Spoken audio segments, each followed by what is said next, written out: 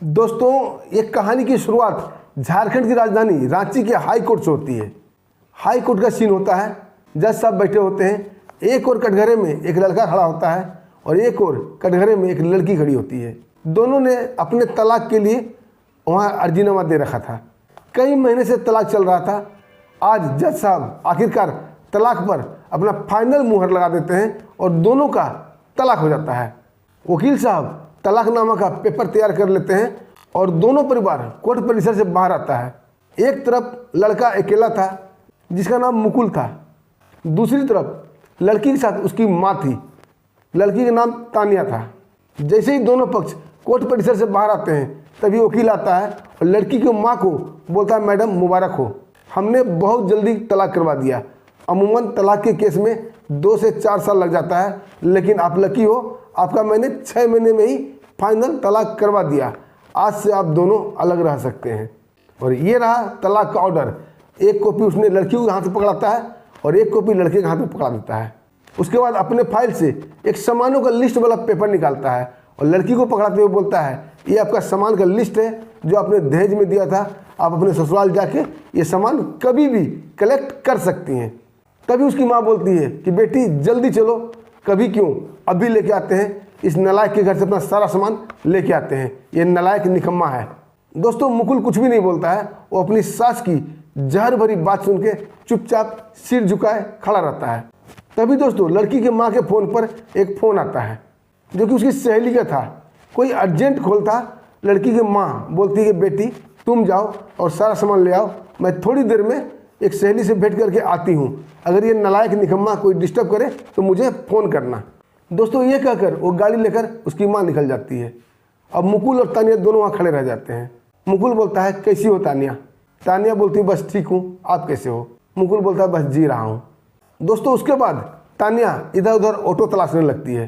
तब मुकुल बोलता है, तानिया मैं भी घर ही जा रहा हूँ, अगर तुम चाहो तो मेरे साथ हमारे घर चल सकती हो। तानिया कुछ नहीं बोलती है।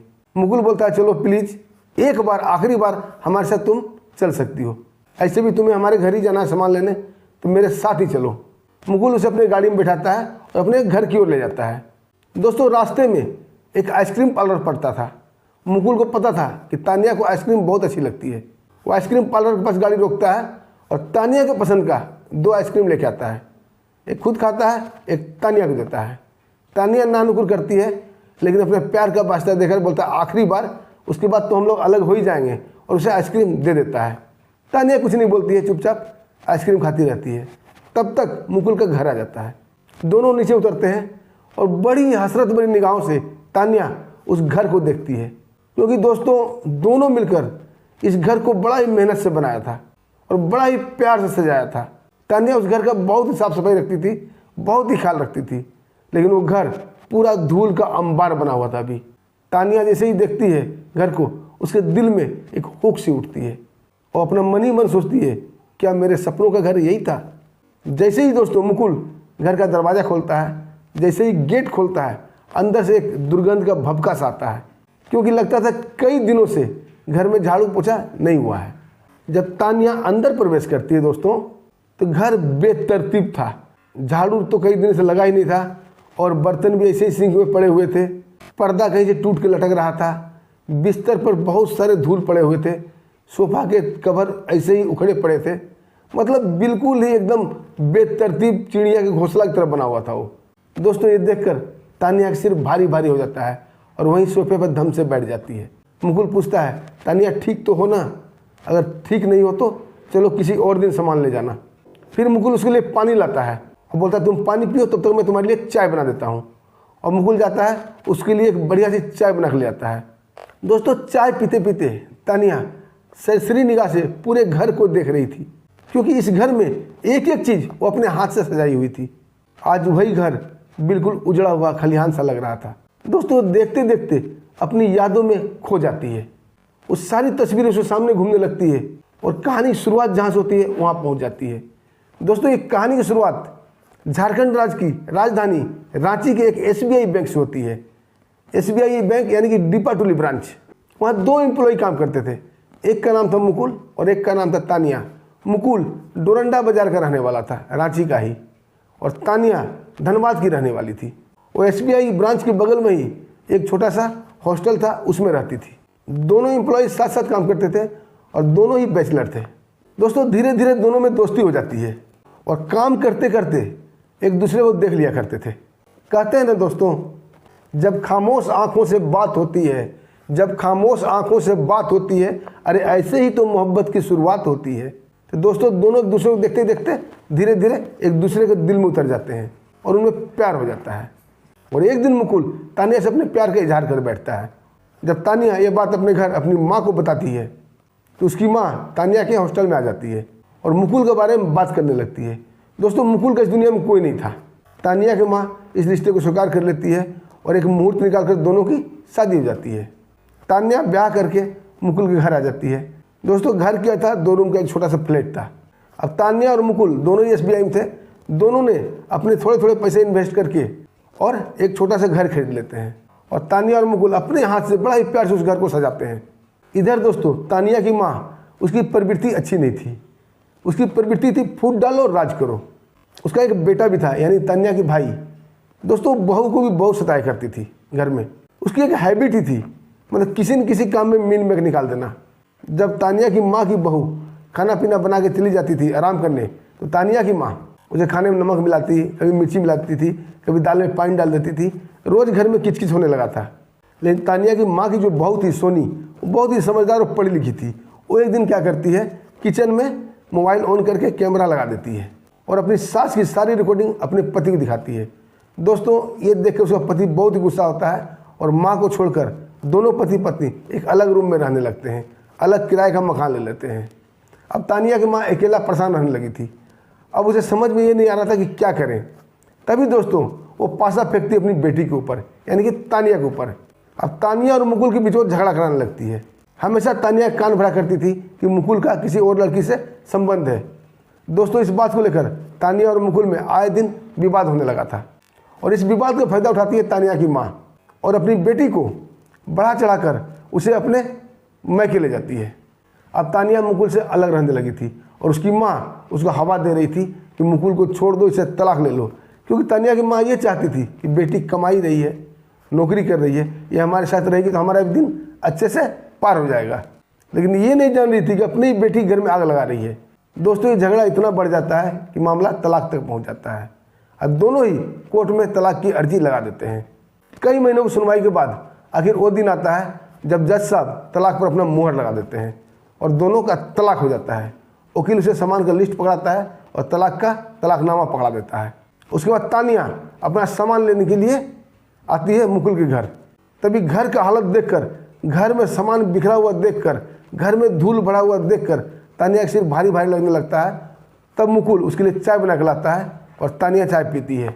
मुकुल जब उसे आवाज़ देता है, तानिया तुम कहाँ खो गई, सामान नहीं लेना, तब तानिया अपने ख्यालों से बाहर आती है।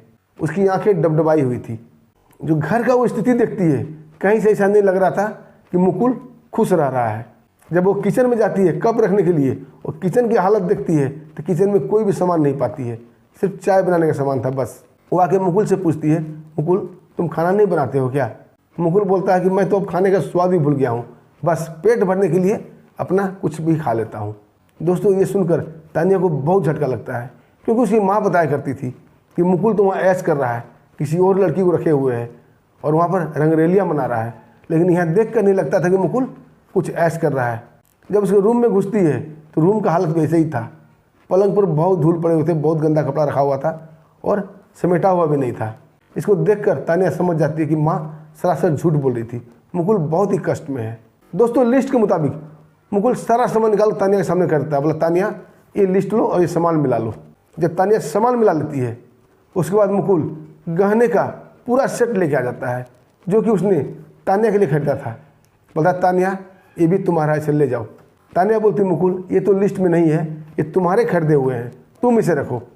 मुकुल बोलता है हमारा तो कोई काम का नहीं है गहना, तुम्हारे कुछ काम आ जाएंगे, तुम इसे रख लो। तानिया बोलती क्यों, तुम्हारी कोई ख्वाहिश नहीं है? मुकुल बोलता है बड़ा ही शायराना अंदाज में, मेरी तो बस एक ही ख्वाहिश है, मेरी तो बस एक ही ख्वाहिश है, मरने से पहले तेरे संग जीना है। दोस्तों ये सुनते ही तानिया बिल्कुल पिघल जाती है और रोते हुए दौड़कर मुकुल के गले लग जाती है और उसके सीने पर मुक्के मारते हुए बोलती है कि वो आखिर वो लड़की कौन है जिसके बारे में माँ बताया करती थी कि तुम उसके साथ रंगरेलियाँ मनाया करते थे, अब लड़की कहाँ रहती है। मुकुल ये सुनकर हैरान हो जाता है और उसका मुंह देखने लगता है। बोला कि तुम किस लड़की की बात कर रही हो, हमारी ज़िंदगी में तो कोई लड़की है ही नहीं तुम्हारे अलावा। जब तानिया उसको फोटो दिखाती है और वीडियो दिखाती है, ये देखकर मुकुल हैरान हो जाता है और अपना सिर पकड़कर सोफे में बैठ जाता है। जब तानिया उससे पूछती है आखिर क्या हुआ, तुम इस लड़की को देखकर इतना परेशान क्यों हो गए, तो मुकुल कुछ भी नहीं बोलता है और तानिया का हाथ पकड़ता है, उसे घसीटते हुए घर से बाहर ले जाता है, अपनी गाड़ी पर बैठाता है, गाड़ी स्टार्ट करता है और चला जाता है उस लड़की के घर। जैसे ही उस घर का कॉल बेल दबाता है, दरवाज़ा खुलता है, वो लड़की निकलती है और भैया कहते हुए जोर से मुकुल से लिपट जाती है। मुकुल घर के अंदर जाता है और वो लड़की बोलती है, भैया आपने क्या हालत बना ली है, आप कितने दिन से मेरे घर आए भी नहीं, आखिर क्या हो गया आपको, आप इतने बुझे बुझे से क्यों रहते हैं। जब मुकुल उसे सारी बात बताता है, दोस्तों ये सुनकर तानिया बिल्कुल शर्मिंदगी से एकदम सिर झुका लेती है, पानी पानी हो जाती है। तब मुकुल बताता है ये मेरी बहन है।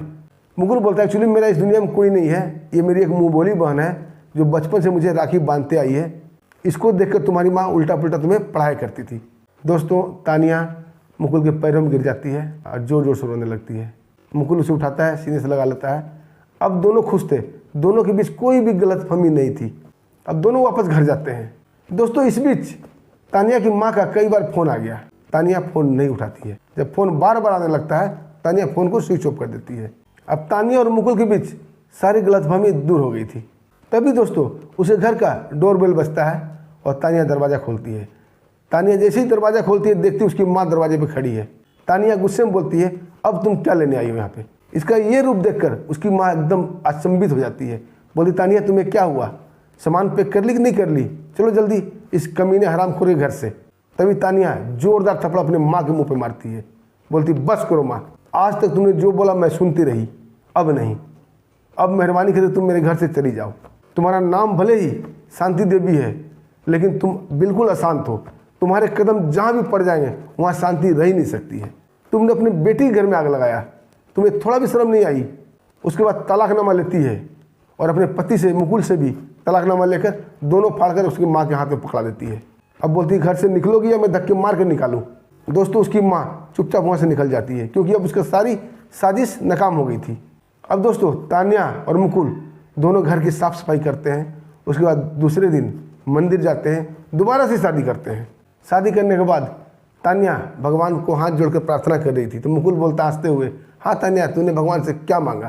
तानिया बोलती है, मैंने भगवान से ये मांगा कि हे भगवान, बस इतना सा ख्वाब मेरा पूरा हो जाए, हम दोनों के बीच कोई गलतफहमी ना हो और जीवन भर के लिए एक दूसरे के साथ हो जाएं।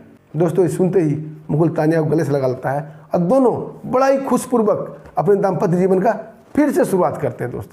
दोस्तों इस कहानी से बड़ी शिक्षा निकल सामने आती है कि जब एक दूसरे के बीच में तीसरा आता है ना दोस्त, तो गलतफहमी पैदा कर देता है। चाहे वो कोई भी हो, हमारा भाई हो, हमारा माँ हो, पिता, चाहे दोस्त कोई भी हो।